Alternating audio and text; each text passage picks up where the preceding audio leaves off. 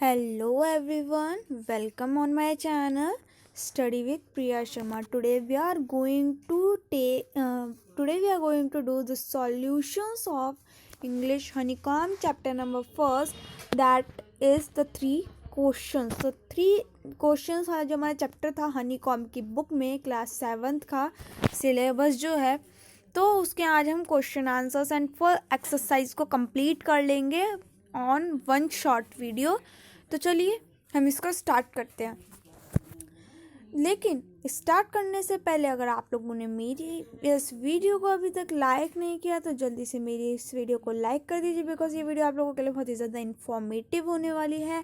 And अगर आप लोगों ने अभी तक मेरे चैनल को सब्सक्राइब नहीं किया है तो प्लीज़ जल्दी से मेरे चैनल को सब्सक्राइब कर दीजिए, बिकॉज क्लास 7th के एनसीईआरटी के फुल सिलेबस मैं कवर करवाती हूँ इस चैनल पे आप लोगों के लिए. एंड हर दिन नई वीडियो आती रहती है. संडे को हमारा ऑफ रहता है because Sunday is the holiday. तो जल्दी से जल्दी मेरे चैनल को सब्सक्राइब कर लीजिए ताकि आप लोगों को मेरे सारी चैनल की वीडियोस की नोटिफिकेशन मिल पाए. बेल आइकन को भी प्रेस करके ऑल में क्लिक कर दीजिएगा. तो चलिए अब हम स्टार्ट करते हैं. हमारा फर्स्ट क्वेश्चन है, Why did the king want to know answers to 3 questions? King को क्यों जानने थे वो 3 क्वेश्चंस, 3 प्रश्न के जवाब? तो उसके आंसर में हम लोग लिखेंगे the king thought that he would never fail if he knew the answers of the 3 question he wanted to know the answers. तो किंग को लगता था कि वो कभी भी फेल नहीं होंगे अगर उन्हें इन 3 क्वेश्चन के जवाब पता होंगे, तो इसीलिए उनको 3 क्वेश्चन के जवाब पता करने थे. Okay, next is question number 2. Messenger were send through out the kingdom, यानी कि राज्य में मैसेंजर को क्यों भेजा गया था? वाइज मैन को लेने के लिए, to find wise man, question का जवाब लेने के लिए, या फिर वाइज हर्मिट को देखने के लिए, या फिर एक ऐसा रिवॉर्ड देने के लिए उनको जो कि इस क्वेश्चन को आंसर कर पाए. तो इसके आंसर बोथ 2 and 4 होंगे, बिकॉज वो क्वेश्चन के जवाब लेने भी गए थे. And fourth one is also कि वो क्वेश्चन के रिवॉर्ड को भी अनाउंस करने गए थे. तो ये बोथ होंगे इसके आंसर्स. तो चलिए अब हम नेक्स्ट क्वेश्चन पे मूव ऑन करते हैं. So friends, our next question is of comprehension check. इसमें हमें कंप्लीट द फॉलोइंग सेंटेंस करने हैं. तो चलिए अब इसको हम पढ़ना स्टार्ट करते हैं. इसमें हमारा जो क्वेश्चन है वो लिखा गया है, complete the following sentence by adding the appropriate parts of the sentences given in the box. यानी कि बॉक्स में आप लोगों को दे रखे होंगे कुछ सेंटेंस, उनमें से आप लोगों को भरने होंगे. तो चलिए अब हम इसको पढ़ना स्टार्ट करते हैं. फर्स्ट है हमारा, many wise man answer the Kings question. बहुत सारे लोगों ने किंग के क्वेश्चन के जवाब दिए, लेकिन but their answers were so varied that the king was not satisfied. लेकिन उन सबके आंसर अलग अलग थे, अलग अलग वैरायटी में थे, जिसकी वजह से किंग सेटिस्फाइड नहीं था. नेक्स्ट देखते हैं हम. Someone suggested that there should be a council of wise man. कुछ लोगों ने सजेस्ट किया कि जो किंग है उनके पास कुछ वाइज मैन की काउंसिल होनी चाहिए जो कि किंग को एक राइट टाइम में हेल्प कर सके. Someone else suggested that the king should have a timetable. कुछ और लोगों ने कहा कि किंग के पास एक टाइम टेबल होना चाहिए और फिर वो उसको स्ट्रिक्टली फॉलो करें. The king requested the hermit to answer 3 question. जो किंग था उसने हर्मिट को रिक्वेस्ट करी कि प्लीज़ आप मेरे 3 क्वेश्चन के जवाब दे दीजिए. Fifth is the king washed and dressed the bearded man's wound but the bleeding would not stopped at all.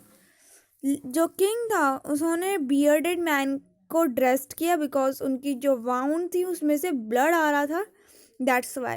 तो लेकिन जो ब्लीडिंग थी वो स्टॉप नहीं हुई. तो यहाँ तक हो गया हमारे कॉम्प्रिहेंशन चेक. नेक्स्ट हम वर्क विद द टेक्स्ट के आंसर द फॉलोइंग क्वेश्चंस पर मूव ऑन करते हैं. So friends, this is the working with the rest, answer the following questions. तो इसमें हमें पूछा गया सबसे पहला question, that is why was the king advise to go to magician. King को क्यों एडवाइस किया कि उनको मैजिशियन के पास जाना चाहिए? तो इसके आंसर में हम लोग लिखेंगे it was necessary to look into the future to decide the right time for doing something and only magicians could do that, so the king was advise to go to the magicians. इस question का मतलब है कि इस answer का मतलब है कि ये बहुत ही ज़्यादा ज़रूरी है, हमें राइट टाइम पे कुछ काम करने के लिए हमें फ्यूचर में देखना बहुत ज़्यादा इम्पोर्टेंट है। बिकॉज अगर हमें पता ही नहीं होगा कि फ्यूचर में होने क्या वाला है, तो कोई भी हम राइट टाइम का कुछ भी करने का समय कैसे डिसाइड कर सकते हैं।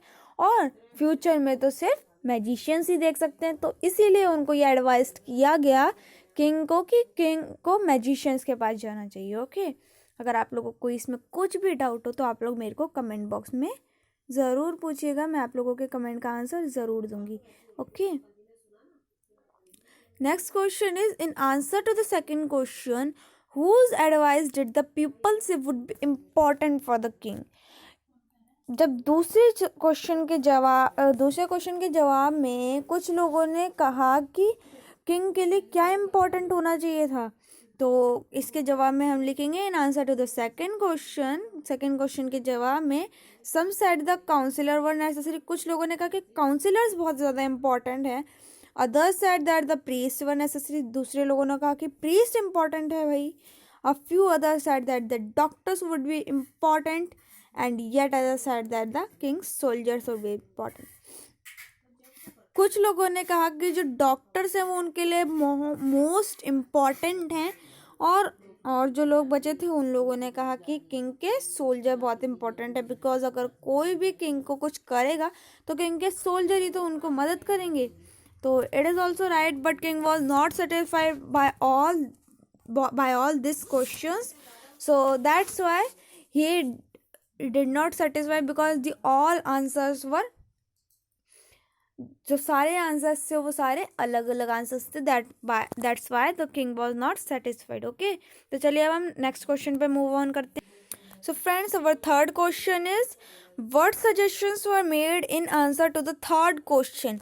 क्या सजेशंस बने थर्ड क्वेश्चन के जवाब में, तो इसका आंसर होगा इन द थर्ड क्वेश्चन के जवाब में it was suggested that the most important thing for the king to do were science, fighting and religious worship। तो तीसरे प्रश्न के जवाब में किंग को सजेस्ट किया गया कि सबसे इम्पॉर्टेंट चीज़ किंग के लिए हो सकती है साइंस, फाइटिंग हो सकती है, बिकॉज किंग जो थे वो किंग थे, दैट्स वाई फाइटिंग इम्पॉर्टेंट है उनके लिए, और religious worship is very important. तो ये तो थर्ड क्वेश्चन के लिए हमें सजेस्ट किया गया। अब हम अपना फिफ्थ क्वेश्चन का देखते हैं। How did the king and the hermit help the bounded man. जो किंग था और जो हर्मिट था उन्होंने वाउंडेड मैन को कैसे हेल्प आउट किया, तो इसमें हम लिखेंगे the king and the hermit removed the man's clothes, the kings washed and covered his wound with his handkerchief, but the bleeding did not stop. The king redressed the wound until at last the bleeding stopped.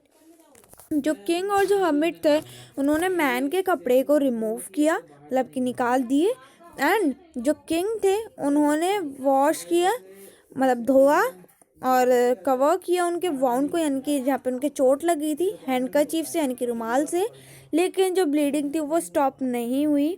और जो king थे उन्होंने redress किया उनकी wound को, और last में जो ब्लीडिंग थी वो स्टॉप्ड हो गई फाइनली। तो that's was a great news for them. Next question is who was the bearded man. तो बियर्डेड मैन कौन था? The bearded man was of the Kings enemy. जो बियर्डेड मैन था वो किंग के एनिमी में से था। एनिमी मीन्स दुश्मन था, लेकिन अगर आप लोगों ने इसको चैप्टर को पढ़ा होगा तो आप लोगों को पता होगा कि पहले तो ये उनके दुश्मन थे, लेकिन जब किंग ने इनकी जान बचाई तो ये दोनों दोस्त बन गए बहुत अच्छे, और किंग ने कहा मैंने तुम्हारा जो भी लिया था वो मैं तुम्हें वापस कर दूंगा। एंड जो एनिमी थे उनके बियर्डेड मैन थे, उन्होंने बोला कि आप बहुत ही अच्छे इंसान हैं, एंड मैं अपने बच्चों को भी यही सलाह दूंगा कि वो आपकी हमेशा इज्जत करें और आपकी सेवा में हमेशा हाजिर रहें। तो बहुत ही अच्छी कहानी है। अगर आप लोगों ने नहीं पढ़ी होगी तो प्लीज़ इसको पढ़ना ज़रूर, बहुत ही ज़्यादा इंपॉर्टेंट है और बहुत ही ज़्यादा इंटरेस्टिंग है।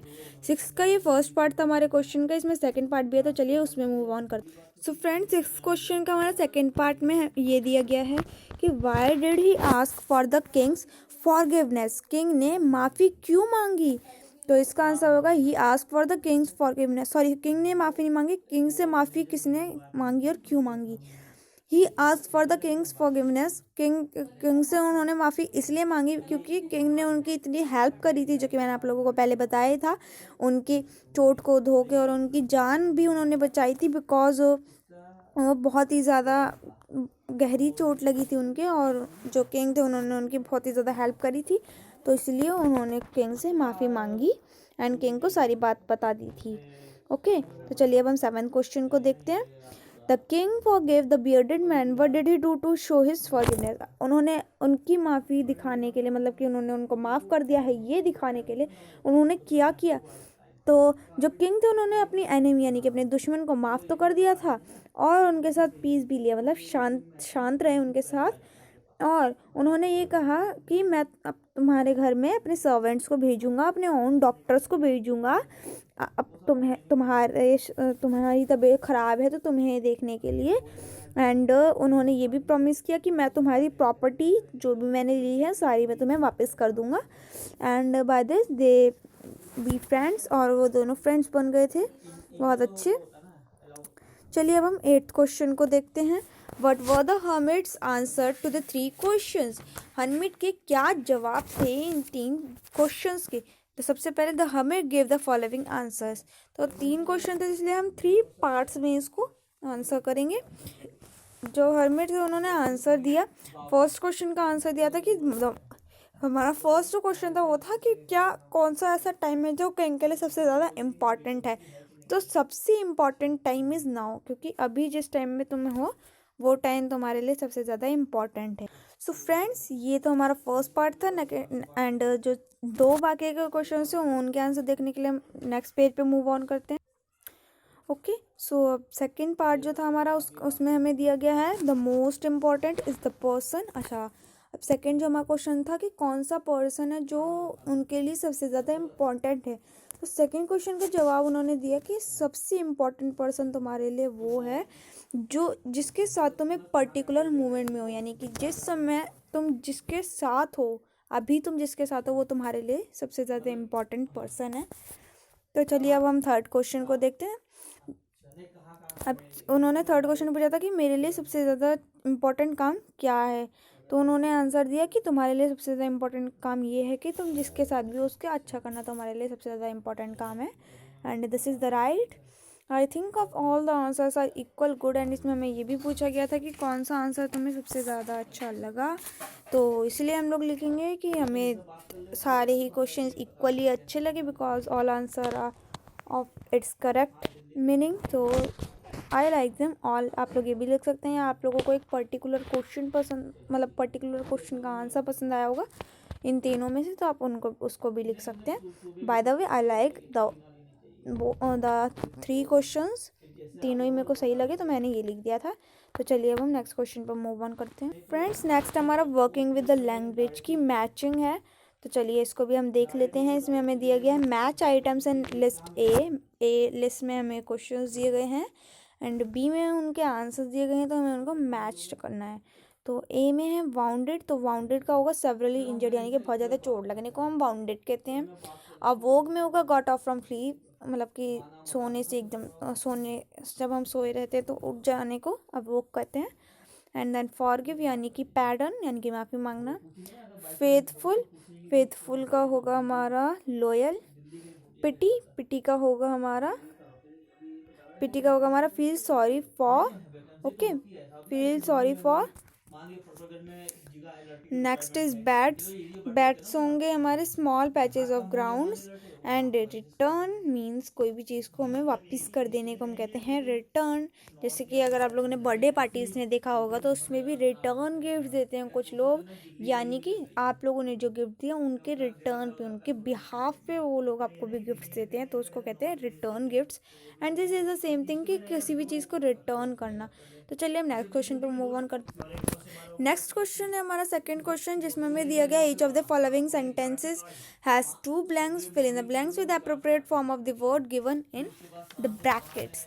तो इसमें हमें बोला गया है कि ये जो दो ब्लैंक्स हमें दे रखे हैं इनको हमें फिल करना है अप्रोप्रिएट फॉर्म से, जो कि हमें ब्रैकेट में दी गई हैं। तो चलिए इसको हम फिल कर देते हैं। यहाँ पे मैंने ब्रैकेट्स तो नहीं बनाए हैं, बट आपकी बुक्स में होंगे। ये कॉपी में नहीं बनाना चाहा मैंने, इसलिए मैंने नहीं बनाया। बट इफ़ यू थिंक कि आप लोगों को ब्रैकेट बनाने इंपॉर्टेंट है तो आप लोग ब्रैकेट ज़रूर बनाइएगा। मेरे को ऐसा नहीं लगा, बिकॉज हमें इसके आंसर्स ही याद करने होते हैं, तो मैंने ऐसे ही लिख दिया। बाकी आपकी और विश है। तो चलिए इसके आंसर्स देखते हैं। He has promise to help me, do you think he will remember his promise? कि उसने मेरे से प्रॉमिस किया है, क्या तुम्हें क्या तुम सोच रहे हो कि क्या तुम्हें पता है कि वो अपना प्रॉमिस जो है वो याद रखेगा? ये एक तरीके से एग्जाम्पल था। तो चलिए अब हम आगे फाइनल वाले पढ़ते हैं। द जज said that only fresh evidence would make him change his judgement, यानी कि जज ने कहा कि जो सिर्फ फ्रेश एविडेंस है, मतलब सच्चे सबूत हैं, वो ही उनको उनके जजमेंट को चेंज करने का मौका दे सकता है। I didn't notice any serious difference of opinion among the debates, although they differ.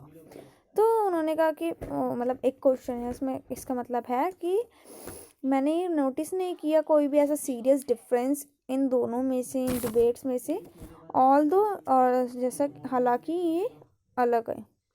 Third is it is a fairly simple question to answer, but will you accept my answer as final? ये एक बहुत ही easy question है, question का answer है, लेकिन क्या तुम मेरे आंसर को फाइनल एक्सेप्ट कर सकते हो? Fourth is it is not necessary that necessity should always be the mother of invention. तो इसमें कहा गया है कि ये हमेशा ज़रूरी नहीं है कि जो नेसेसिटी है वो हमेशा इन्वेक्शन की मदर ही रहे। ओके, चलिए अब हम नेक्स्ट पार्ट पे मूव ऑन करते हैं। नेक्स्ट है हमारा friends, hermits of wise man, how they acquire the wisdom no one tell. तो इसमें हमें कहा गया है कि जो हर्मिट है वो एक वाइज मैन होते हैं, यानी कि सच्चे इंसान होते हैं, जो कि अपने विजडम किसी को नहीं बताते हैं। ठीक है। Sixth is the committee has decided to make Jagdish captain of the team. Committee ने डिसाइड किया है जगदीश को अपनी टीम का कैप्टन बनाने के लिए। The decision is likely to please everyone. जो डिसीजन है वो सब लोगों से ही पूछा गया है, सब लोगों ने बोला है कि हाँ हम मतलब हम चाहते हैं कि जगदीश ही कैप्टन बने। Okay, next and the last part is asking for forgiveness is a noble as willingness to forgive. यानी कि फॉरगिवनेस यानी कि माफ़ी मांगना है एक ऐसा नोबल विलिंगनेस जो कि फॉरगिव हमेशा दे देता है। यानी कि अगर आप किसी से माफ़ी मांगेंगे तो वो आपको माफ़ ज़रूर कर देंगे। इस क्वेश्चन का इस पार्ट का मतलब यही है। यहीं पर ख़त्म हो गया हमारा ये वाला चैप्टर, द 3 क्वेश्चंस। अगर आप लोगों को ये वाले चैप्टर के सारे आंसर्स अच्छे लगे होंगे एंड बहुत ही ज़्यादा इंटरेस्टिंग चैप्टर था, वैसे तो आप लोगों को पसंद आया ही होगा, तो जल्दी से लाइक ठोक दीजिए एंड मेरे चैनल को सब्सक्राइब कर दीजिएगा, जिसमें मेरे चैनल में 7th NCERT की ऑल वीडियोस आती ही रहती हैं, जिससे कि ये चैनल आपको बहुत ही ज़्यादा फ़ायदा करेगा। जो भी 7th क्लास का स्टूडेंट है, जल्दी से जाइए मेरे चैनल को सब्सक्राइब कीजिए, बिकॉज इस चैनल पे आप लोगों को 7th NCERT के ऑल थिंग्स मिलेंगे। तो जल्दी से जाइए, सब्सक्राइब कीजिए एंड बेल आइकन को भी प्रेस कर दीजिएगा। एंड अगर आप लोगों को इस चैप्टर में कुछ भी डाउट होगा, नीचे कमेंट बॉक्स में मेरे से पूछिएगा, मैं आप लोगों के कमेंट का आंसर ज़रूर करूँगी एज सून एज पॉसिबल। तो या आप लोग ज़रूर फुल करिएगा, कंप्लीट अपने करिएगा एंड अपनी मैम से अपनी कॉपी चेक करवाइएगा। And this is all for today's video. Now take care and bye-bye. Do complete your work and give it to your ma'am for checking. Bye-bye all.